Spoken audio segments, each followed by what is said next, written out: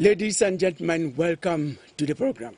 For a number of years past, every March session of Parliament, the elective sitting was characterized by expectations and speculations on whether or not there would be a change of rather overused leadership of the Cameroonian bicameral Parliament. March 2026 happens to end the suspense and speculations. A new Speaker of the National Assembly, Honorable Theodore Datuo, who takes over from Honorable Kavayege Jibril, and Senator Aboubakary Abdoulaye is now at the helm of the Senate. He replaces Senator Nyat Njifenji. Each of the leaders in the two chambers has been meticulously chosen, carrying a visible flag of the institution they head. But they also stand for a new geopolitics in a new political context with changing fortunes, especially in the ground north and the ground west of the country. What are the new dynamics the changes bring to our political landscape is our focus on Press Hour today. Cameroonian diaspora is also affected in so many ways by the new dispensation. Today, we should look at whether or not the diaspora find fertile ground to invest back home. Yes, back here in Cameroon. I am Kilian Ndandifon, and this is Press Hour.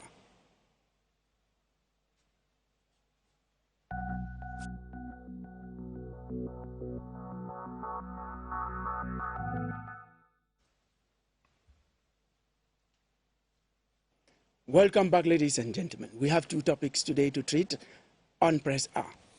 Parliament, new bureaus, new dynamic. That's the question we're asking.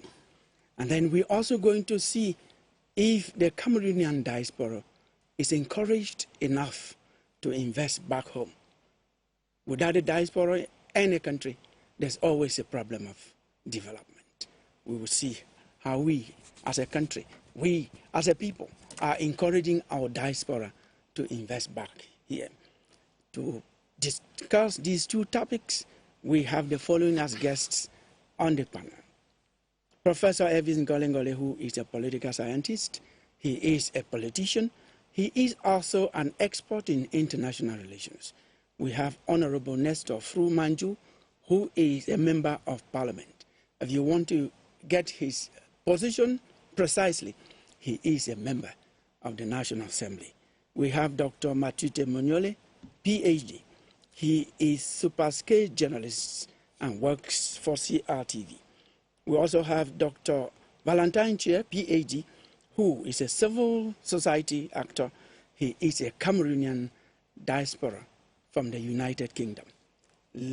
Gentlemen, we are very, very pleased as a production team of Press Hour to have you on this set today. That is what we're going to do. And first things first, ladies and gentlemen, we're going to invite Bawe, who read the newspapers, our first lot on this paper, on this program. Bawe.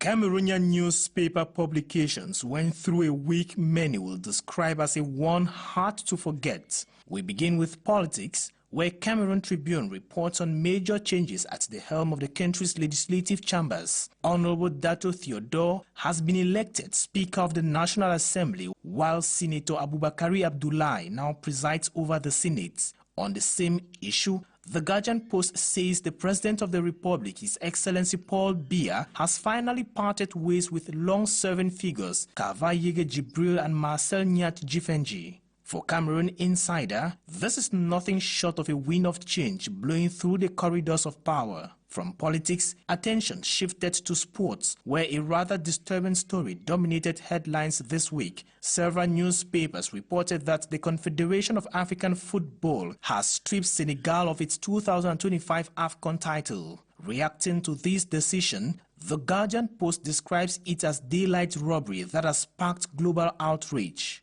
Meanwhile, Cameroon Insider reports that Senegal is preparing a legal battle at the Court of Arbitration for Sports, determined to claim a trophy it insists was won fairly on the pitch. Onto matters of faith, newspapers are already building anticipation ahead of the Pope's expected visit. In a thought-provoking commentary, Municipal Updates questions whether the visit could once again reshape the Catholic hierarchy in Cameroon with the possible appointment of a new cardinal. Providing clarity on the organization of the visit, the Herald Tribune reports that the Apostolic Nuncio to Cameroon and Equatorial Guinea has assured the faithful that access to liturgical celebrations will be free. Away from religion, concerns over governance also made the front pages. The Guardian Post raises alarm over the credibility of the upcoming population census, warning that the ongoing conflict in the northwest and southwest regions could lead to a significant underrepresentation. According to the paper, this may have far-reaching consequences in the creation of future administrative units and constituencies.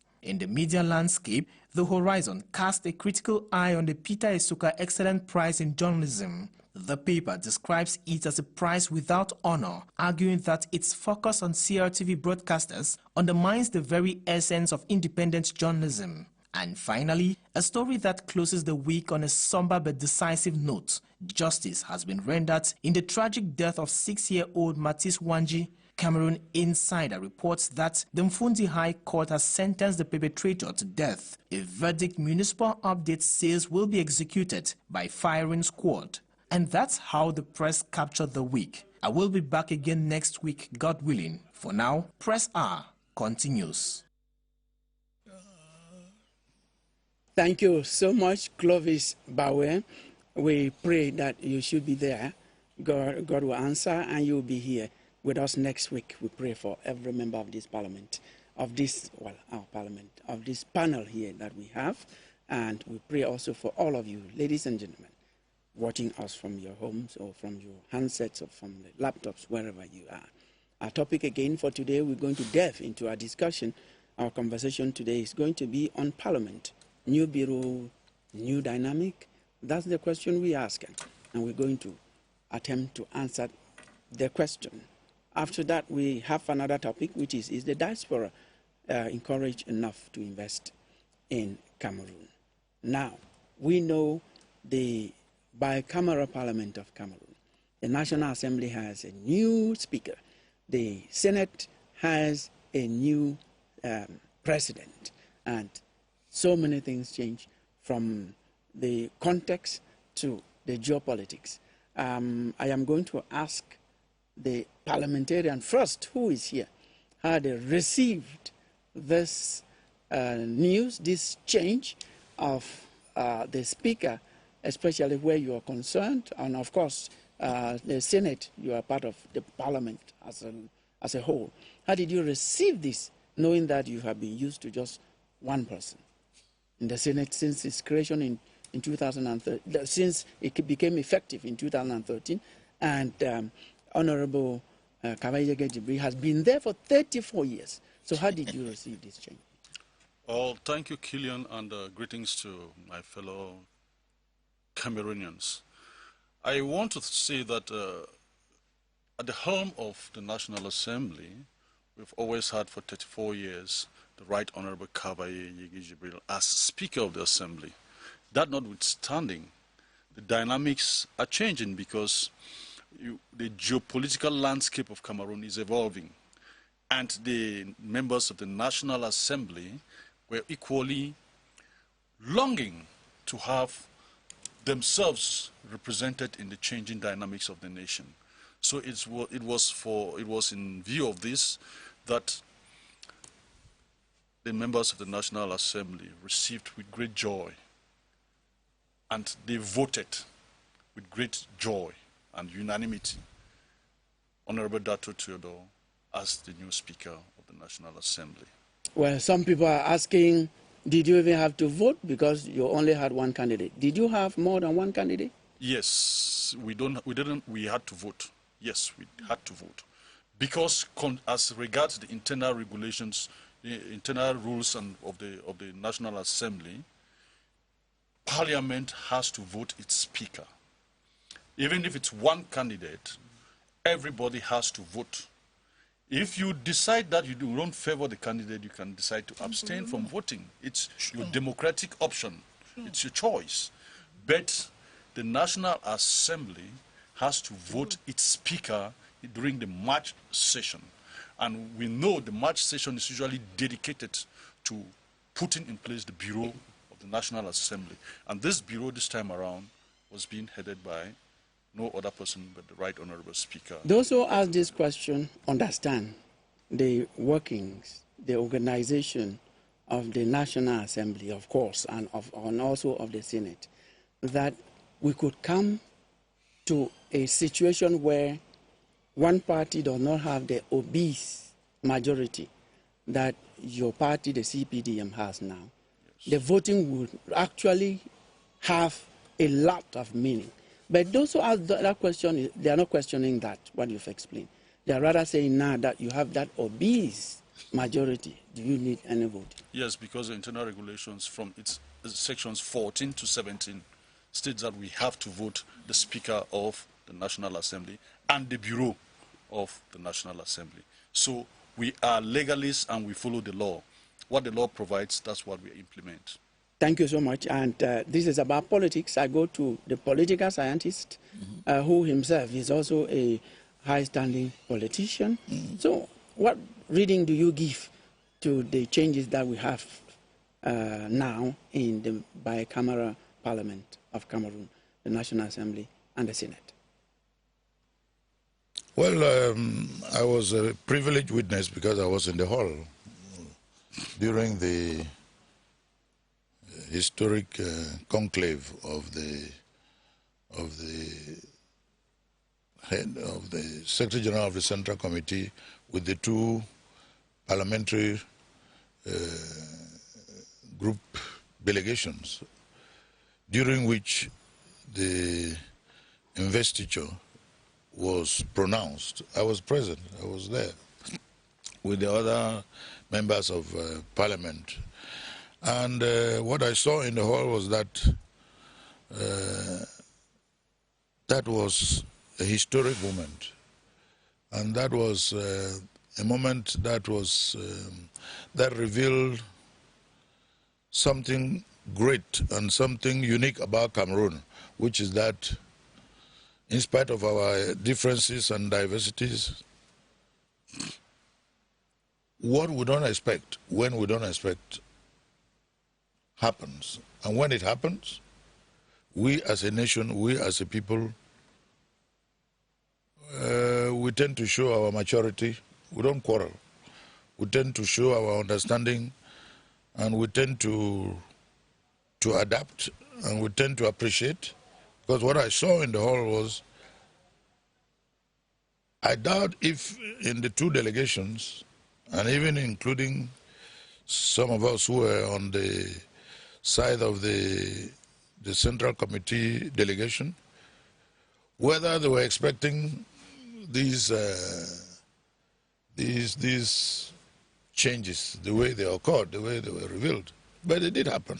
And when they happened, I could see the atmosphere was positive, it was very convivial, there was a lot of sense of appreciation, because I didn't see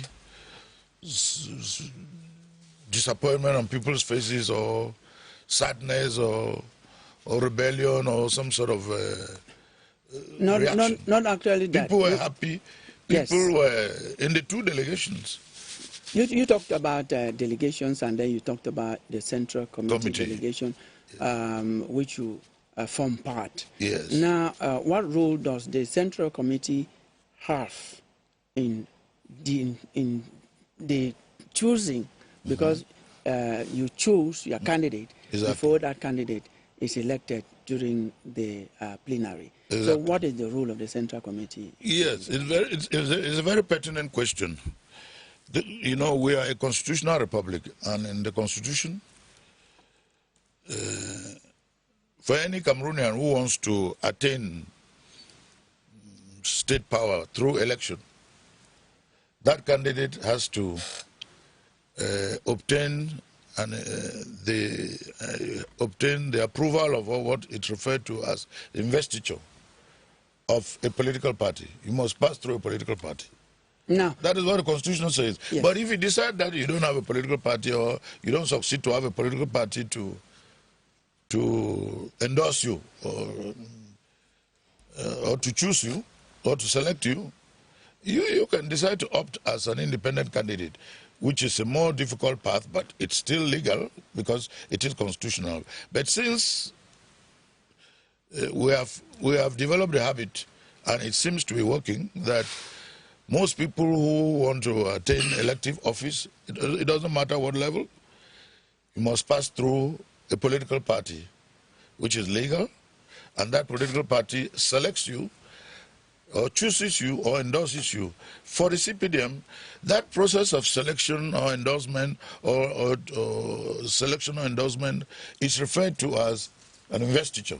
An investiture is a process by which a political party selects or chooses a candidate who wants to run, who is running for an elective state office. Now, in choosing your candidate, your candidate who won this time, is it the Central Committee who suggests to the national chairman, or is the national chairman who gives to the Central Committee and no questioning? Yeah, Which way does it go? That's also a very good question. As you know, it's a very pertinent question you've asked. The political party is, as you know, an association of citizens. It's which has organized itself and becomes an organization. And as an organization, it has internal rules. It has a hierarchy. It has a leadership. And on the basis of its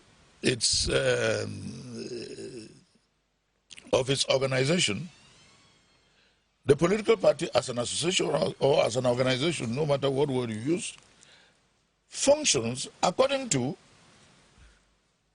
its own laws, its own constitutions, its own bylaws, its own regulations, its own values, its own principles. It functions. That means it functions according to a leadership.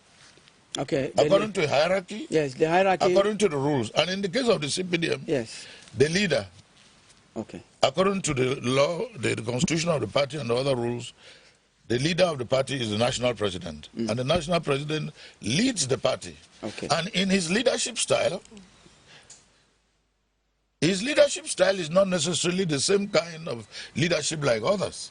From what I know, the leadership style of the CPDM national president is a leadership style of consultation, of consultation, okay, of communication, interaction, exchange, and formally and informally, of course. And at the end of the day, he leads. He leads with a sense of vision. Well, we got an answer. Yes, and so the decision that he takes, yes, or the decision bears his signature, but that decision is not a signature of is not a signature of a dictator. Yeah. It's not a signature of somebody who imposes. It's a signature of somebody who has consulted, somebody who has consulted, somebody who has carried out lots of consultations or communication exchanges. Thank you. We got the answer. It's very clear. The decision becomes everybody's decision. Thank you. We're going to go to the journalists. Yes. How did you, as a journalist, receive this new dispensation that for a long time someone was saying we have to go to our homes and teach our children that the next exam they are going to write, the question must come, they've been used to only one name as the National Assembly Speaker. They should know that it's a different person. They should not get into the mistake of thinking that what they used to give remains. You, a journalist, you've been reporting, I think, only about one National Assembly president. And since the Senate took off effectively in 2013, we have had also only one. So, as a journalist. Yes, thank you very much, Kilian. As a journalist, to be very honest, I think that I was surprised, like many Cameroonians. many Cameroonians have been praying, let me put it that way, have been praying and wishing that there will be a shift. But it took so many years, like you rightly said, 34 and 13 years. So when it happened on the 17th, I was really surprised, like the other Cameroonians, and deep within me, especially at the National Assembly, I could not easily imagine looking around that it would be demand from the west region, and but to be very honest, as a Cameroonian now, I've been thinking that it should be a significant political shift within the country's legislature, and it should not just be a formality, just a reshuffle by the reshuffle, meaning that because when I listen to the parliamentarian and my big brother, yes, to the left, you know, this whole issue of always saying the how do you call it, the party discipline and like that. So many people, they end up with the opinion.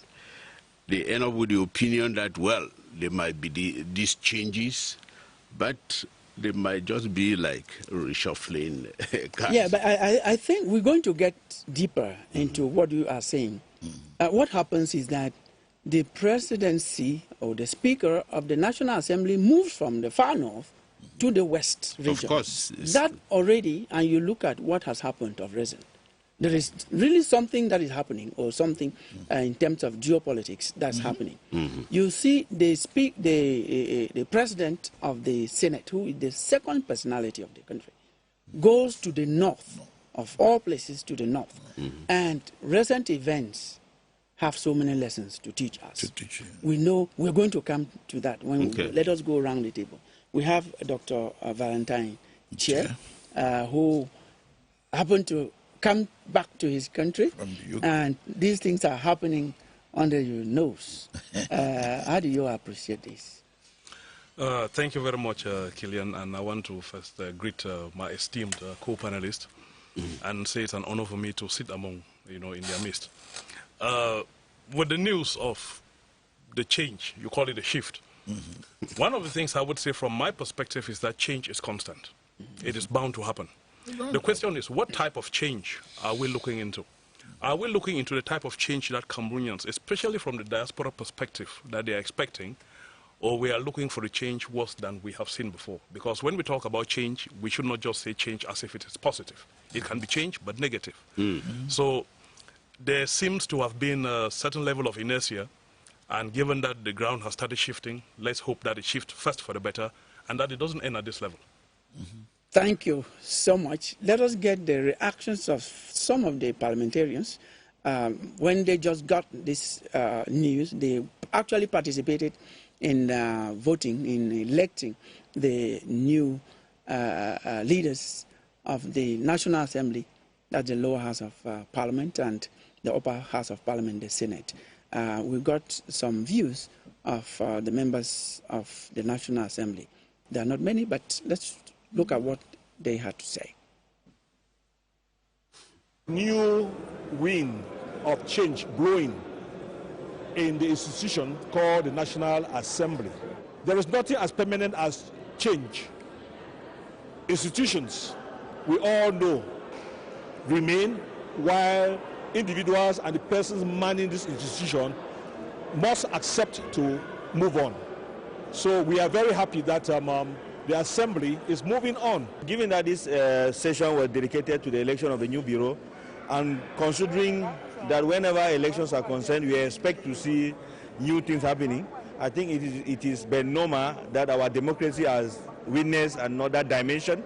34 years after the National Assembly of Cameroon witnessed the new speaker, today we are witnessing another new speaker today, and to me it is a moment of glory for me that is happening at the time that I am in Parliament. Change is always good. when government changes hands, it is always good because we evaluate the person who left before, and we are seeing that he did a lot of work. And we know that this one who has come, who had been an administrator, he's going to do it even more than the person who has gone. We are trusting God that he's going to do better. We are welcoming the change, and for us, by changing personalities, change one personality with another personality is not the change that Cameroonian people are waiting for. We are waiting for the change of system, the manner of government this country. Yes, those are divergent views from members of parliament themselves. It's not coming from us. It also reflects some of the conversations that we're already having here on the set. Now, we are going to go, I promise, deeper into this issue. In terms of geopolitics, let us be very frank and answering in tackling what we are talking about. Yes. Honorable Theodore Dato is from Bangu? Yes, from Haut Plateau. From Upper Plateau. I suppose one very dynamic opposition leader comes from that. In fact, two. Two. The famous Minister of State, Konsho Komeni, and of course the famous opposition leader, Professor Kamto. Thank you. That is exactly what we are talking about. So, you see, in our introduction we said these two were meticulously chosen. That is where the new speaker, the National Assembly comes. The seat of one opposition leader that is not giving peace, political peace. I'm not talking about political peace to so many politicians. Now, let us look at... For the Senate. Yeah, let us look at what happens also in the Senate. Yes. Senator, now, the president of the Senate, Abubakari Abdullahi, comes from the north. And it will go by the results of the October 12 presidential election. The second candidate who came after your champion, had 35%. Your champion had 34 point something, 54, approximately 54% almost. Yes. So now the president of the Senate comes from that region. In terms of geopolitics, I want you, as journalist, as a political scientist, as a politician, as member of parliament, this question goes round the set. How do you interpret? Politics has different dimensions. One of the dimensions is internal geopolitics. You cannot do without geopolitics. There's no country where that is not done. You can look at it from different dimensions, but the dimension that you're looking at now is the geopolitical dimension. In other words, within a nation, there are different types of, there are different zones, different sensitivities, different cultural dimensions. In this case,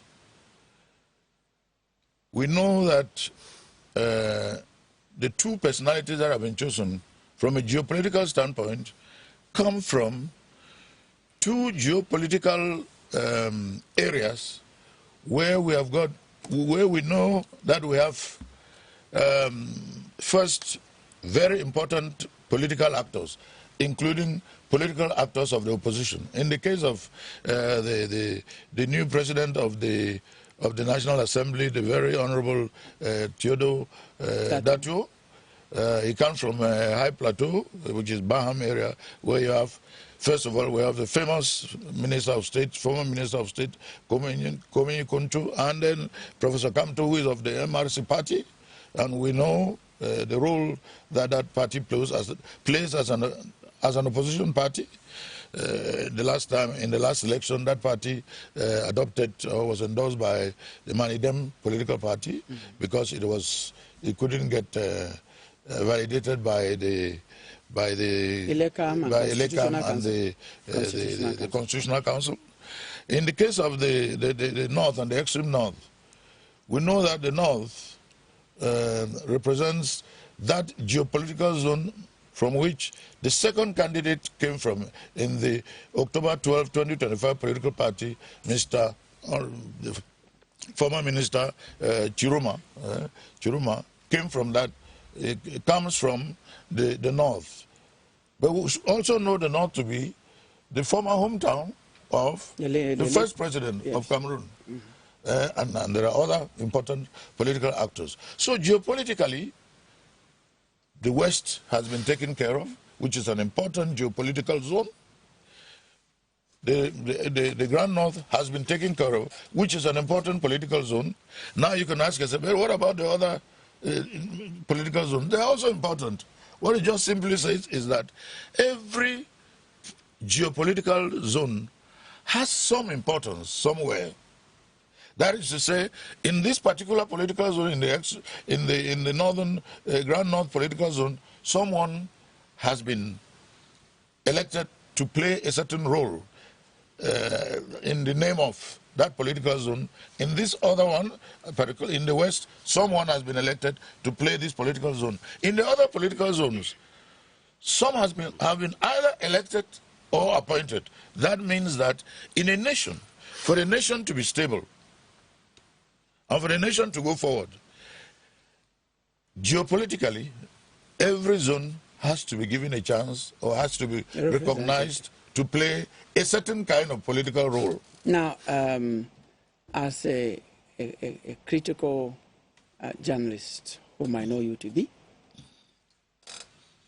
is the change of personality and the election of personality in the north, given that we know there was a lot of discontentment there, will they go for the new phase, or they will want change on the ground? That's their expectations, development, and other things. So what do you think will actually happen? Now, peace goes to those areas where we had violence. No, I think that all of what you have said, we have to put and consider all of that, because like you rightly said, for me, I see that when it comes to the element, the power has been maintained in the same two regions, because Niat was from the west and Kavai far north. Far north region, so they have simply maintained that. But like the professor was explaining a moment ago, Nyat Njifenji is from the Grand West, but he is from Dende. Yes. And then Dende, the CPDM is comfortable. We have some ministers there who bring peace to that area. They show that. So it has shifted. We're talking about shifting from where the CPDM was comfortable to where this CPDM was having hot coals in that place. That's what we are talking about. It cannot just be a state in the West. A state in the West, like of course, Prof. Ngolengoli was saying, but with a new vision, with a new dynamic. So do you think that it is done as Prof always tells us, CPDM is the most organized party, they strategize, they organize their thing. Can we say today that with this shift to the bastion of the opposition there, or leaders, we will have more of what we have, the obese CPDM in the West now? Very little. No, I think that is it was a very significant strategy by the CPDM. To be very honest, it's a very important strategy that they put in place by giving it to where they think that they had challenges. Because on that 17th, for those of us who are, who are easily in the neighborhoods, and you see that everybody, even people who are not really concerned about politics, everybody was saying, no, Pobia, il a frappé fort. So you can understand that, you can understand the effect that it will have in these areas. Indeed. The one in Garua, then the man from the west. Okay. Yes. Do you have the same interpretation of these changes, Doctor? I will end with you because it is your affair, Honorable. Yes, so first I would say I am an apolitical person, but I understand that this is political science. Prof, correct me if I go wrong here. Yeah, please do. One of the things that I would say, and I believe everybody, even those who are of the opposition, they know about Cameroon, is that President Biya, as well as the CPTM, they are politically astute. To have been able to hold up, hold power, both chambers, and have this, you call it obese majority, is something that, given that they are in control of, the process, but still they carry out a certain level of political maturity. So what is happening is not unique to Cameroon, right? This is basically neutralizing your opposition. We have seen it. I take the example of the U.S. When Kennedy ran for president, he made it a point to choose Lyndon B. Johnson, who was from Texas, and that was a stronghold of the Republican. So this is basically playing the political game and knowing how to play it well. But I think what really concerns the millions of Cameroonians is what happens from this. You know, if the CPDM is just trying to be comfortable in areas where they consider the hotbed, okay, that is good for them. But what happens to 30 million Cameroonians? What significant change do they see from this? I think I'll hold it there. Thank you so much. Honorable, that is your affair. You're a member of parliament. You are the one strategizing to make sure that where the horns of the opposition are coming up, you trim them. The wings, you trim them. Are you just changing people, or you are planning, telling them not only to change personality, but also to change approach? Because sometimes the people are not complaining about representation. They are complaining about the lack of basic necessities, about development that is not there, about so many other things that they don't have. So what effectively, is it change of personalities or a new vision and pathway to satisfying the masses? Thank you very much, Killian. And I know this question begs for answers. And many Cameroonians are thinking that the changes are just like a rubber stamp and that the policies remain the same. But I want to say here that leadership, everybody comes with his own style of leadership. And no matter what happens, no matter the type of leadership, it's necessary at every point in time. Because what the old brought was very necessary at the time that he was there. And what the new is coming with gives another impetus to the political landscape and the ideologies of the CPDM and the Cameroonian populace. I would say that talking about political menace of other political parties, we are very conscious that there is no comfortable zone, but we always strategize to make sure that we preserve what we have, and then we go for what we don't have. For now, the CPDM has the political majority in the National Assembly or in Parliament. But then what next? I was talking to one of my colleagues, and he asked me, you people in the CPDM, you always have another trump card. This time around that, you people have pulled this out. What next are you going to pull out? So what next are you going to pull out? And I told him, even the devil's thoughts cannot be tried. Because the thoughts of man can never be tried. Because even the devil himself knows not the thoughts of man. So for now, it's our political trump card. So wait and see.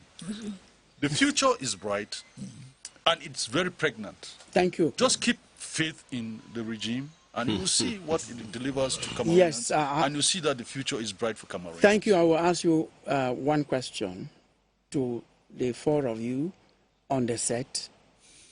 What about the Northwest and Southwest? My brother, when you look at the nation, you don't look at individual entities. You look at the picture of the nation as a whole. The Northwest and the Southwest, Honorable, has a special status. Yes. Special status. So in everything, there should be something special about that part. They have a special status, and we are the ones defining what the special status is to us.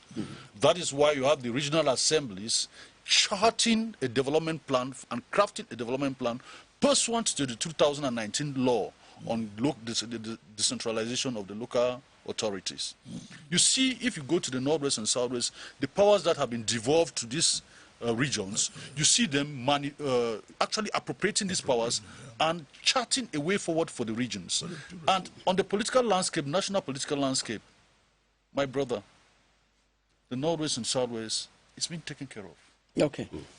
What about... And besides, without cutting you short, yes, at the national level, the Northwest and Southwest are taken care of because the head of government, Prime Minister of the Republic, comes from one of the two regions. Mola Matute. Well, maybe I didn't quite understand your question because I thought you asked the question in relation to what happened a few days back and myself. And so many people, they've been wondering whether Southwest and the Northwest were really part of the arrangement. If you talk about arrangement in the National Assembly, you will realize in the National Assembly we have a vice president from the Southwest, we have a questor from the Northwest, we have a secretary from the Southwest, you have the president of a commission from the Northwest. Very secondary roles, I will say. above all, we are all MPs, equal in rank and status. Yes, I allow that It's just for organizational purposes that we have leaders. But there is a speaker and there is the first vice president before the others. So in the two houses, I would have imagined that the senior vice. Thank God that imaginations are just in the mind. And when you imagine like millions of Cameroonians. When you translate them into reality, you face facts now. And now the facts are, we have a vice president in the National Assembly from the Southwest. We have a questor, the first questor of the National Assemblies from the Northwest. We have a secretary from the Southwest. We have the president of the Foreign Affairs Committee from the Northwest. Do you know the role of a president of a committee? No, thank you. We got you. We got you. In our dear republic, in 65 years, we've had 5 presidents of the parliament. The second and the third were from the Northwest and Southwest. Exactly. Yeah, exactly. Okay. That is where I wanted to chip in by saying that, yes, we're talking about the places of origins of these people in offices. But again, I'm looking at 30 million Cameroonians. How does that translate? I remember the days when the Right Honorable Fonkashang Lawrence of late, he was present, Speaker of the Assembly. How did that translate to the people of Kumbu? I grew up in Kumbu. So let's talk about what these guys can do rather than from where they are from. Because at the end of the day, your savior may come from a tribe other than yours. Yeah, of course. Before I just want to chip in this. The role of a parliamentarian. 45 seconds, please. Yes, the role of a parliamentarian. You have 3 functions of a parliamentarian. 1, legislate. 2, represent the people. And 3, control government action. So please, if you want to judge a parliamentarian, judge them on those 3 functions. I don't want to extend that discussion. But let us be frank as we go out of this topic. Each time you go close to an appointee in an official in government, it's not a general rule, there are exceptions. When someone is appointed and comes from your village, the feeling is different. That we cannot say that this is not. Yes, that's just why this question came up. You have justified, yes, we're going to move out of this topic with that. Now, the next topic that we have is the diaspora encouraged enough to invest in Cameroon? We don't have so much time to go through transition. We are going straight to be talking about this topic, and I want to get it from the horse's mouth. That's English.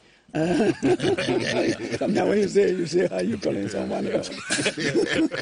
Dr. Valentine Che, what's your take on this? You are 1 week old in the country. Yes, so to break this down, let me start by explaining what the diaspora is, by the way, right? So the diaspora is not just someone of Cameroonian heritage who is living abroad.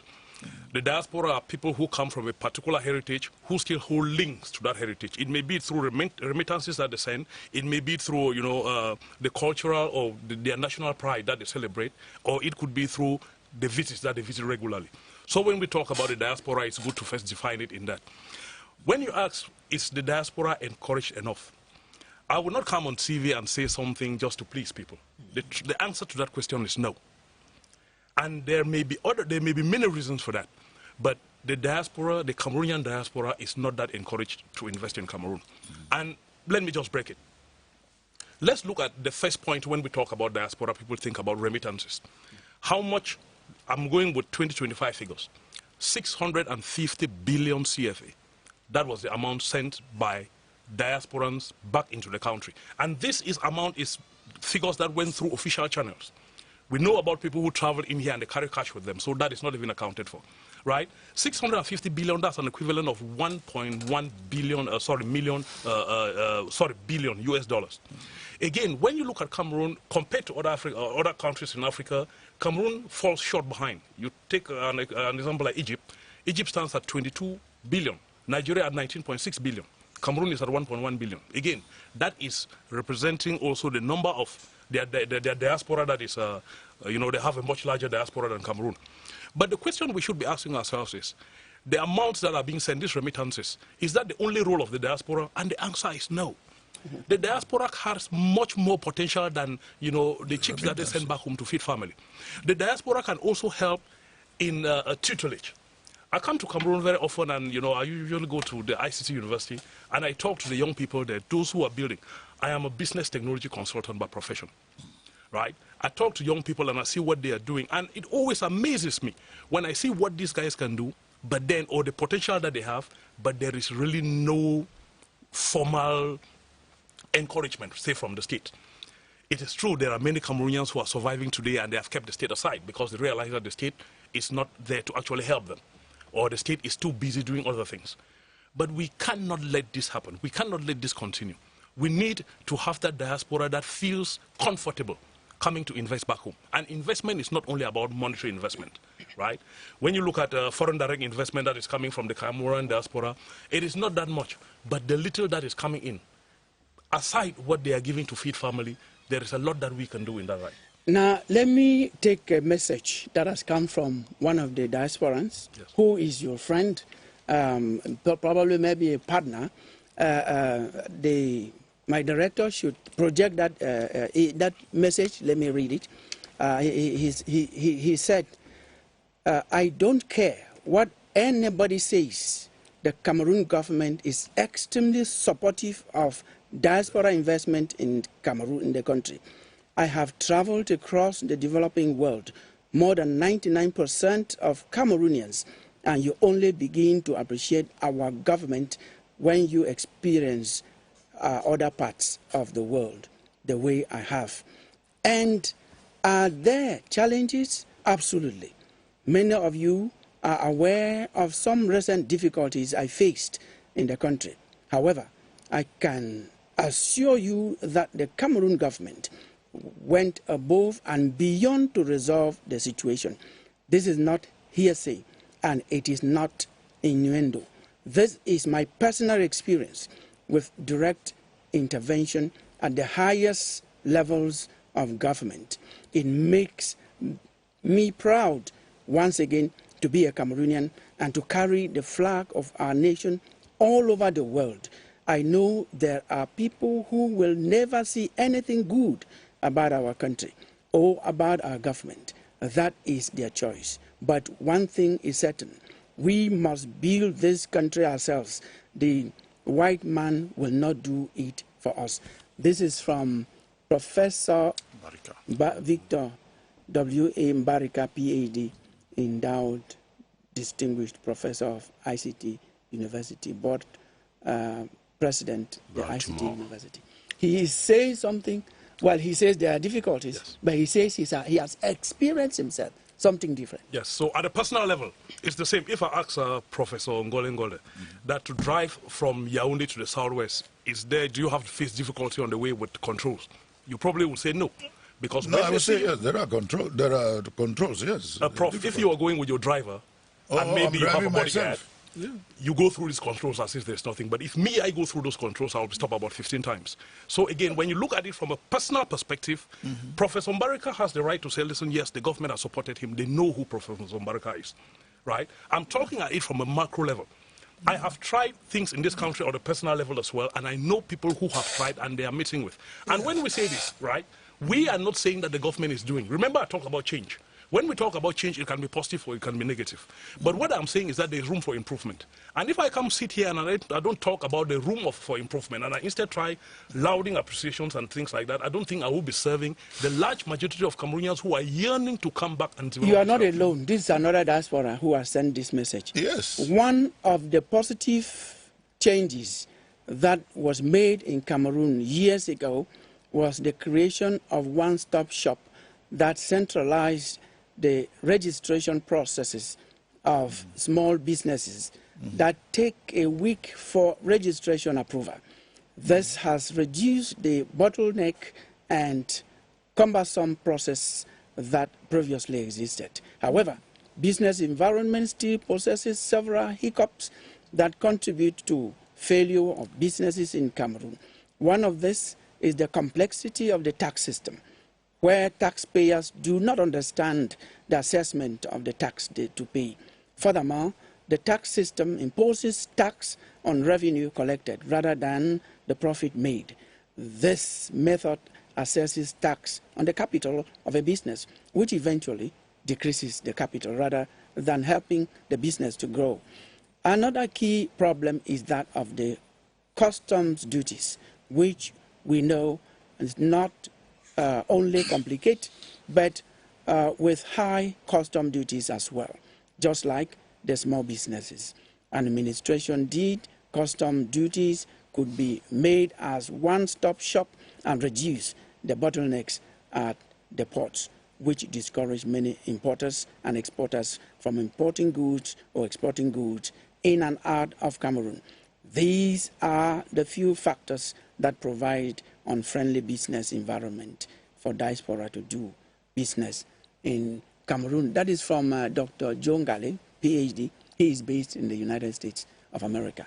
Now, I give the floor to the three other officials, panelists on this set. To respond to what Dr. Chair has just said earlier, and I would like to disagree. And I'm really surprised because when I see that he's in Cameroon and he seems to come to Cameroon quite often, how often I may not know, for him to be of the view that of the negative view that the diaspora is not much welcome in Cameroon, or there are a lot more difficulties to the diaspora in Cameroon, which ought not to be there. But the point he made is established about the checkpoints. The checkpoints we in the country, we know that from Douala yes. to N'Djamena to Bangui, that corridor, Douala, Bangui in Central African Republic, N'Djamena, more than 69 checkpoints exist. They even sometimes say that up to 100, whereas they are supposed to be less than 10. And they could be reduced to bear nothing. So that's the point he was making, which is established. That will not be the only marker for which you determine or establish the conclusion that yes or no, the diaspora is welcome. I always tell people, I spent 12 years in the United States. I was a diasporan for 12 years, as young as I was. And I came back to Cameroon, and it took me 8 months, 8, with a PhD in international relations, to be recruited at the University of Yaoundé. Here I am. I have nothing to regret, but I'm giving you what is factual. It took me 8 months in Yaoundé with a pregnant wife. At a time when you had few PhDs. 1985-86. 8 months before the University of Yaoundé announced that I was recruited as a lecturer at the International Relations Institute of Cameroon. And you don't think that it was a systemic problem? You came back, there was systemic, obviously there were difficulties, but that's why he's I couldn't have been that happy.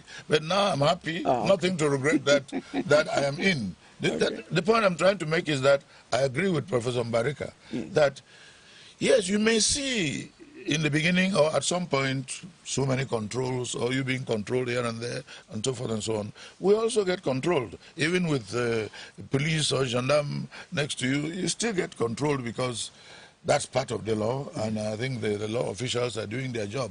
Some may be overzealous, some may be less zealous, but they're doing their job. And we, in all respect, we have to be able to be a little bit philosophical rather than jump into conclusions, because at the end of the day, love of your fatherland or motherland overrides every other constitution. And that is why I'm very glad to see that he Dr. comes back. Yes, he's actually proud to be here. And he's free to express. Thank you. As it's expressive. But we should learn to know that. We have 3 I'm minutes. giving an example that. We have 3 minutes left. Okay, sorry. When we go to the United States to install the CPDM cells, sections, Yes. I'm sure Dr. Che will be surprised to know that lots of the compatriots who hold the positions, who are elected to the positions of section president of the UK, Canada, France, Elvis Mboke is my friend. He's a friend of Press R. He is one of them in the UK. Now we have about 2.5 minutes left. Just give the opportunity a lot of them to the two other identifications panelists. of these countries. Give the opportunity they are elected to run the CPDM in these foreign countries. Yes. And we have no problems with them. Thank you. Thank you, we're happy. Yes, the diaspora. Just what should be done so that look, Killian, I just want to say that when I listened to Dr. Che, Dr. Ngale, and Professor Mbarika, I felt like not really not have very much to add, because I think that they actually summarized everything. Okay, from both sides. Yes, from both sides. Yes. Because when we look at it, there has been a lot of effort, government effort, the inclusion of the diaspora in the National Development Strategy 2030, you remember. I think that's an indication that there's some consideration towards the diaspora. Then, of course, the law on the diaspora investment, that the most talked law, I don't know, maybe the... I was just going to end with him because he's a lawmaker. Yes, now, but can we give finally, yes. I think that, like Dr. Ngale said, we have to review our tax system. Thank you. Thank you. Especially towards them. And of course, check corruption. Thank you. Corruption, because sometimes they say, we say 500 here, but you get there, they say it must be 2,000, it must be 3,000. Now, there is the Ministry of Public Health that has established a platform for diaspora. They are going to come back to contribute to the development of the country, even if they don't come back. We also have the Ministry of Youth Affairs and Civic Education that has a big platform with the diaspora. Yes. Now, we cannot go without asking the lawmaker here. Is it that we don't have laws that favor, we have not revised our laws to favor the investment of diaspora? Please, if you don't mind, before you answer, if you can include the idea of dual nationality. Dual nationality, okay. Dual nationality for Cameroonians now is not what is on the table, because Cameroon law does not recognize dual nationality. Point of order. The first thing I want to say... He is saying, as lawmakers, you should put in the law. That could be in the future, but for now, we are talking what is. Yes. For now, it's not recognized by our law. Yes. We have to understand that the government is making lots of efforts, and that is why, even within the National Assembly, we have a network in charge of diasporans. Okay. At the Ministry of External Relations, you have the diaspora engagement strategy that has been developed. At the national level, you have the Cameroon Investment Promotion Agency that has made things very easy for diasporans to come back and invest in Cameroon. Thank you so much. Several platforms that encourage investments in Cameroon. I am being called to order by another program that is coming up after us. Thank you, Professor Elvis Ngole, political scientist, politician, expert in international relations. Thank you so much, Honorable Nestor Fru Manju, Member of Parliament, Dr. Matute Menyole, PhD, super-scale journalist. Thank you, Dr. Valentine Che. Thank you so much, ladies and gentlemen. That's what we had time for you on Press R today. Thanks for watching.